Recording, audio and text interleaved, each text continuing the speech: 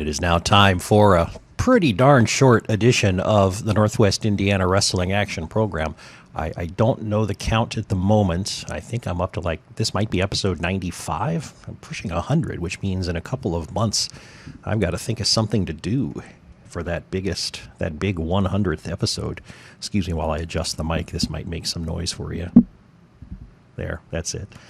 In the studio alone, no other engineers that I can just snap my fingers and say, yo, fix my microphone. I got to do it all myself while the carts are up, and I can't fake it. Okay, so why am I doing a very, very brief edition of NWIWRAP? Well, it's because I haven't done one for several weeks. It's sort of exiting the last year and going into the new year of any year is a downtime for local wrestling. Not many shows to be found during January. I think Black Label Pro had one a couple of weeks ago in our area, and some of the ones in Chicago are going all the time, but I don't tend to head out that way very often. I tend to stay focused here on the Northwest Indiana area. But now that February's rolled around, things are getting underway, and so I want to give you a story about what happened at the ARWPRO show last night and set the stage for their next shows coming up, and then just give you a list of other chances you'll have and I'll have to check out independent wrestling here in the area over the next few weeks. So ARWPRO, Adrenaline Ringside Wrestling, had a fundraiser for a school wrestling club at Carl Polk Elementary School in Lake Station, right off of Central Avenue there. And they had 7 matches with some new folks that I hadn't seen before. And there's an interesting situation going on there related to titles, which I think will make ARW kind of fun over the next few shows as this gets resolved. I'll tell you what that is in a minute. But just to go through the matches, we had BOW, Brutus Owen Wesker, taking on somebody who is introduced as, I believe, Bryn Mawr the Raider. That's what it sounded like. Although Bryn Mawr is a college, so I don't know if he'd also be Bryn Mawr the Raider or Grim Mar or something like that. I couldn't quite hear it, and in the absence of printed material, there's no real way to tell. But he was somebody I hadn't seen before. He came out with carrying a big axe-looking thing. He had dark eye paint on and chewing gum, which I guess was a thing Vikings did. But BOW won that match as the opener. And then out came Marcus Portrait, the current general manager of ARW, and his job was to ask his old tag team partner Johnny Showtime to relinquish his title because apparently Johnny Showtime is having some medical, physical difficulties that are keeping him out of the ring. He is the current holder of the Indiana State Championship for ARW, and he can't compete. And so his old pal was asking him to relinquish the title because he couldn't defend it. And just as he was about to do so, a group of what looked to be newcomers came out from the back and started causing trouble. And it turns out one of them was Santana Starks. And so he has come in with a group called the Chicago Connection. They were carrying their flag, and they had those fabric medical face masks on, I guess, to keep them safe from the coronavirus rampaging through Lake Station, Indiana. So they came out and caused havoc. But to the rescue, out comes the family because, pro or con, regardless of what you think about them, they are ARW Pro tried and true. And so when you have this new group of upstarts coming in making trouble, the family's coming out to set them straight. Now, all the family members weren't there. Ivan Manson was not on hand. You had Uncle Charlie and Old School Manson and Joey Rack.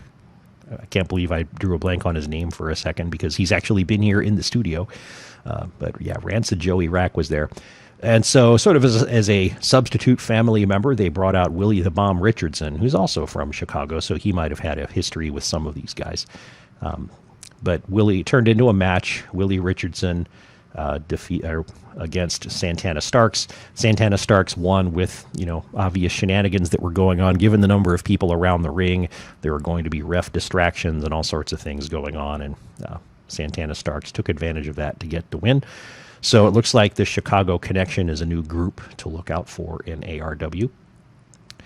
After this match, Braun the Lumberjack, who's also a member of the family who did not come out for the previous match, took on Greg Glover. And after we were supposed to be cheering the family because they were taking on the Chicago Connection in that previous match, Greg Glover gets all the cheers, and so now the family are the bad guys in this match. Greg Glover ended up eventually defeating Braun the Lumberjack with a spear that he does so well. The next match was the Modern Day Sharpshooters, who are the current ARW Tag Team Champions, taking on another group that was semi-new. It was two workers that I hadn't seen before, with a manager who's very familiar to the ARW crowd, Angel Armani. He's always fun. He came out leading them. The name of the new tag team was introduced as the Caribbean Experience, I think it was. I'm not sure about that second word. It could have been the Caribbean Arrogance, but Caribbean Experience makes more sense. But Arrogance with Angel Armani as your manager also makes sense. So maybe I'll find out which one of those is the right one later on. But regardless, Modern Day Sharpshooters held on to their tag team titles during that match. That match was a lot of fun, a lot of trash talking between Angel Armani and the crowd and the wrestlers. And the Modern Day Sharpshooters are a lot of fun. They do a lot of, I don't know if I'd call it high flying, but they move around a lot, and they do a lot of interesting stuff. Okay, then after that, we also learned that there is another title vacancy in ARW. So they have 4 main titles, and now 2 of them are vacant. And I think that's going to provide for a lot of fun over the next few weeks as we find ways to get these titles in the hands of other people. The reason this other title is now vacant is it is the women's title, and that title was held by Melanie Cruz. And if you're following wrestling on the national scene, you know that Melanie Cruz got scooped up by AEW, and she's been on television lately. And so she can't obviously be playing around as the ARW women's champion when she's on TV every week in other places. And so they're vacating the title from her. They didn't really say anything much about how that particular title is going to get resolved either. They didn't say anything about the Indiana State title. So there's 2 titles that need to find a home. So after that announcement, we had J.P. Harris and Tom Heisman taking on Max Holiday and Zach Hendricks. Tag team match, no titles on the line. Very hard-hitting match, too. Max Holiday and Zach Hendricks, in particular, were laying the smackdown on the other 2 guys. Nick Cutler defeated John Hudson.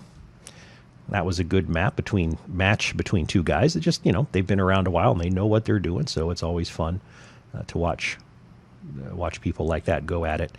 The match ended after the ref got bumped in the head with some feet, and then Nick Cutler picked up his ARW Golden Ticket, which is the ARW version of Money in the Bank, where he can cash it in for a championship match at any time. It's a big floppy thing, but he managed to hit Hudson with it hard enough that it knocked Hudson loopy, and Cutler got the pin. And then the last match of the night was the big title match, the ARW Heavyweight Champion Machine taking on Dave Allen. Eventually, Machine ended up winning and retaining his title. So no titles changed hands during the show last night, but 2 titles were vacated at the start of the year. So that's interesting. Now, they have 2 shows coming up in March. One is going to be March 14th at Lake Station High School. This is the next sort of regularly scheduled ARW show. Those happen the 2nd Saturday of every month. And after that, though, the next weekend on March 21st, there's a extra ARW show. This one will be across the border in Illinois. The United Auto Workers Union, I believe, is having a fundraiser event. They are raising money for a particular cause that is connected to ARW, and in fact, it's the same cause that ARW raises money for on its Black and Blue Wednesday show right before Thanksgiving. And it's the scholarship fund named in honor of Daniel Chavez, who is the brother of Joey Boom Boom. And it's money for I believe for kids to help to go to school. I just totally lost my train of thought there because I was dwelling on making sure I was trying to get the names as right as I possibly could, and I lost track there. But anyway, it's a good cause, and more details about that UAW show should be coming out. It'll be free if anybody wants to go, unless you want to sit in the front row, and then it'll cost like $5, I think. Okay, so that was ARW last night. Now, what's coming up otherwise in this area? I have several written down, and we'll just take them in chronological order. Next weekend, February 15th, we have New Generation Wrestling down in Crawfordsville at the Montgomery County Fairgrounds. I think I might be able to go there with my gear and do delayed audio coverage. That will depend on whether I can do that on the way back from Southwest Ohio, taking my daughter to a college visit at Miami University. And if I can express to her that since I'm driving her to Miami University, she's going to have to go to Crawfordsville with me on the way back and sit through a wrestling show. We'll see how well that goes over. But if I can do that without causing family stress and trauma, then I should be there to get audio coverage and can play that sometime afterwards. But if I don't do that one, then maybe on that same night, I can come back home, drop her off, and keep driving into Chicago to go see Warrior Wrestling in Chicago Heights, because their next show is coming up on February 15th. On February 21st, Acme Championship Wrestling's first show of the year, called Ignition, will be at the DeMott Boxing Club at 6:30 Central Time. The night after that, February 21st, is a Friday. And then on Saturday, February 22nd, right here in Valpo at Inman's, will be the second show put on by PRW, Project Revolution Wrestling. Looking forward to that. I will be there for delayed audio coverage. And in fact, that is 2 Saturdays from now, February 22nd.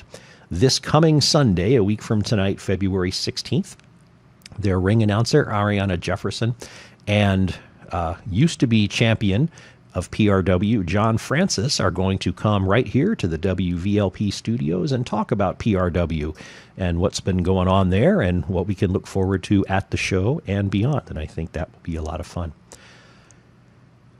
February 29th, Black Label Pro's Quantum Leap. This will happen in Crown Point at RDS Gym.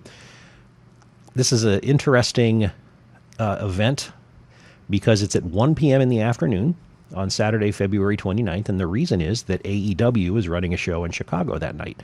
So for people that want to do a wrestling doubleheader, you can go see Black Label at 1 p.m. in Crown Point and then keep going to Chicago for AEW that evening. I went to a Black Label Pro show last month, the first time I visited their new venue, which is the RDS Gym in Crown Point. And it's kind of a tiny place. And so if you do go see Black Label Pro, my advice is either A, spring for one of the seats in one of the front couple rows, or make sure that you get either other seats with, some extra surcharge, or if you buy just standing room only, make sure to get there early, because I got there last time. I bought tickets, which, it's my own fault. They were on brownpapertickets.com.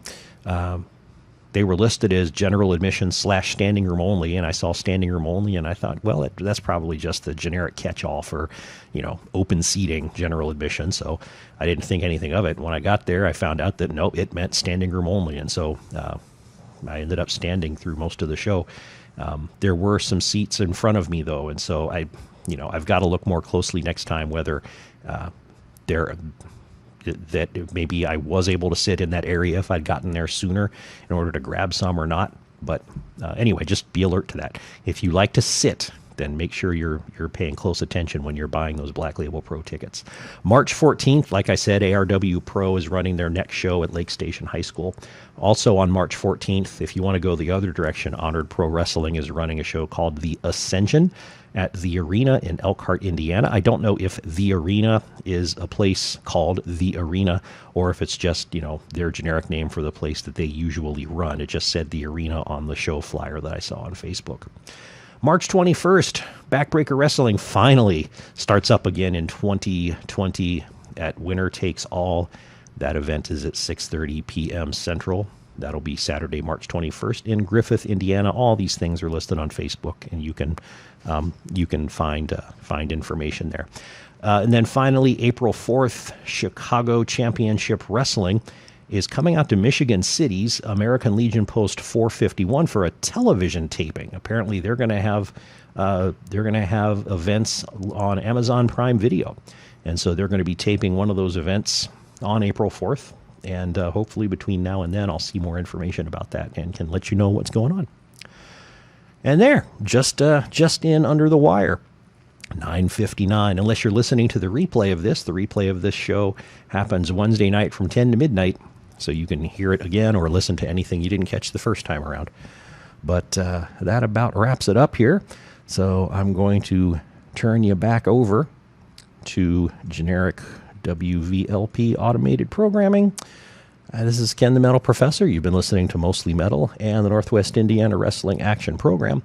Tune in again next week for more fun stuff.